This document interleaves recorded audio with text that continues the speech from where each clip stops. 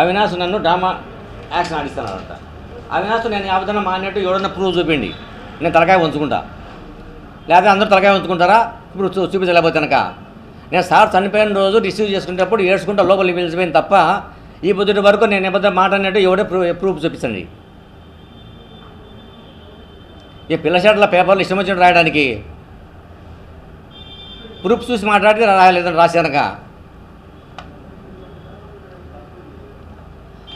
రాజు sir మా ఇంటికి వచ్చి 2 సార్లు వచ్చి ఎంక్వైరీ చేస్తే ఈ కేసును రాజేశ్వర రెడ్డి చేసినాడు, రామకృష్ణ రెడ్డి చేసినాడు, వాళ్ళకి ఏం సంబంధము? చేసింది రాజు సార్ అయితే కనుక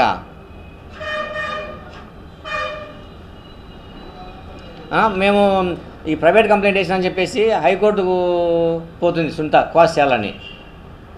హైకోర్టుకు పోతే వాళ్ళు ఏం చేసినారు, కింద కోర్టు తెలుసుకోకుండా వాళ్ళు రిజెక్ట్ చేసినారు. మళ్ళీ ఏం చేసింది ఈ పాప, మళ్ళీ సుప్రీంకోర్టు పోయింది. సుప్రీంకోర్టు పోయింది బాగానే ఉంది.